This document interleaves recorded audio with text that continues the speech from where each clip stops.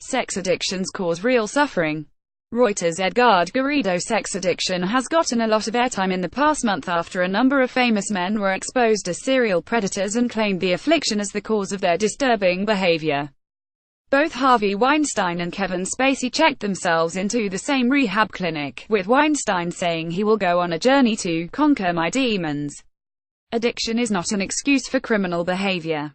Indeed, it's quite possible that these powerful men don't have an addiction, though attempting to diagnose mental health conditions from afar is never acceptable.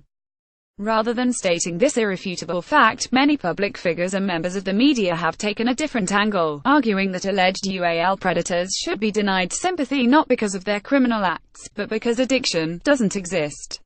No. First, there is no cure to addictions. Second, there is no evidence that one can have an addiction to, despite this claim by experts. When you call an addiction, then you open the door to calling almost anything an addiction. See at Alan Frances MD on this topic. https://t.cock2mev701, Jeffrey Gutterman at Jeffrey Gutterman, November 7, 2017. Sex addiction is fake FAD diagnosis rejected by DSM.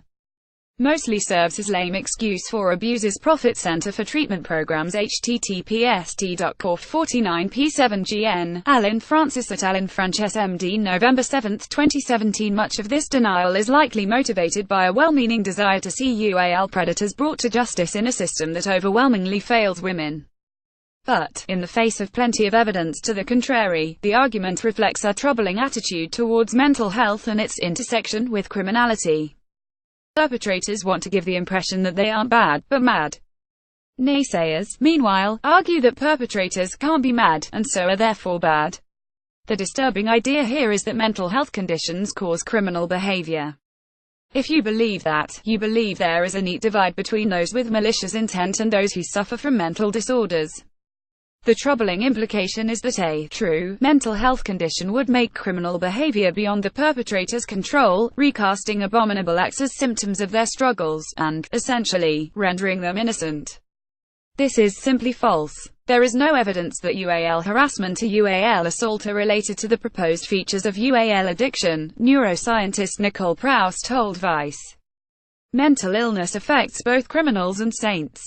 And except in extremely rare cases and for conditions such as schizophrenia, which causes hallucinations and delusions, mental disorders do not lead people to behave criminally.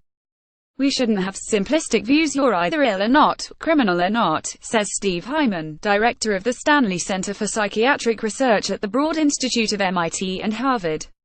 The excuse that, "my brain made me do it," is much like the defense, "the devil made me do it," that was invoked by past generations, he adds.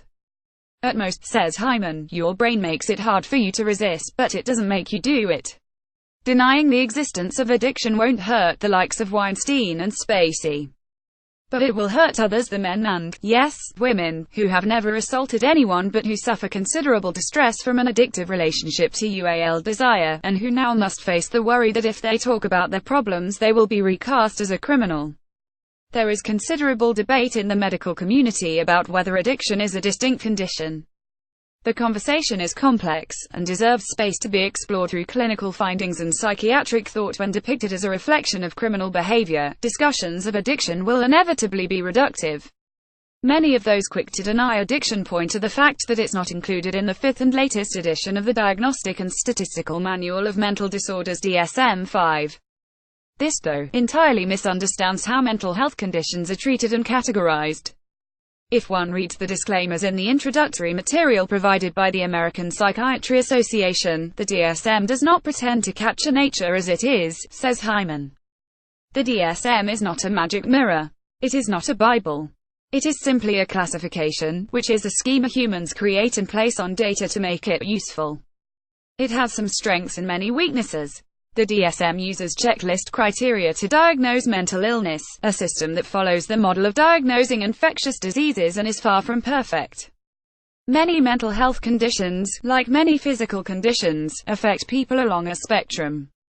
Only this week, the guidelines on what level of high blood pressure counts as hypertension was formally changed, a reflection of just how difficult it is to draw a neat line between healthy and unhealthy. Manuals like the DSM can help clinicians understand and treat mental health disorders, but they should not be used to definitively state whether someone is suffering or not, or whether a particular cause of psychological distress exists or does not. There's currently no formal diagnostic term for hyperreal behavior, though there are clear medical guidelines on how to treat such symptoms. The latest edition of the International Statistical Classification of Diseases and Related Problems (ICD) does have codes for excessive UAL drive and other specific UAL dysfunction.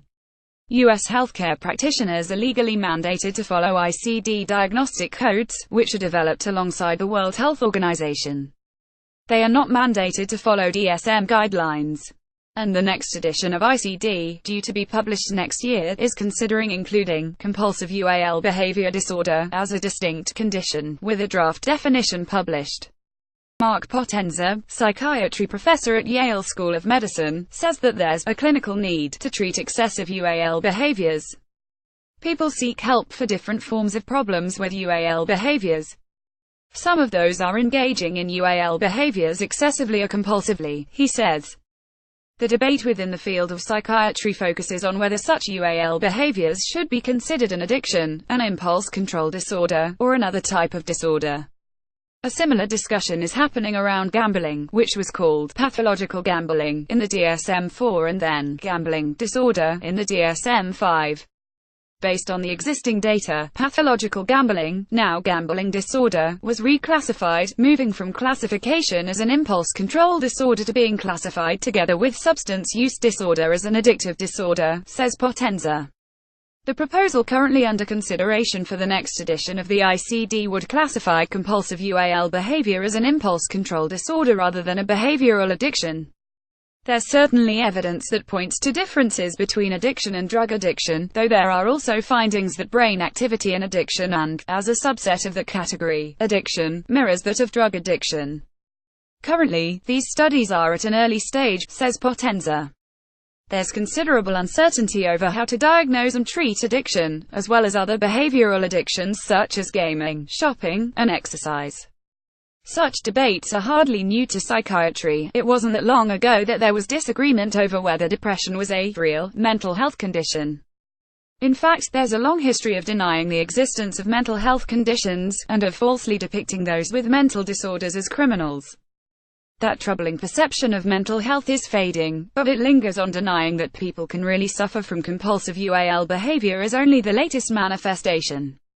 Those who commit crimes such as UAL assault must be punished. And those who struggle with addictions must be listened to and helped. Only when we're able to do both will we have a truly enlightened approach to mental health.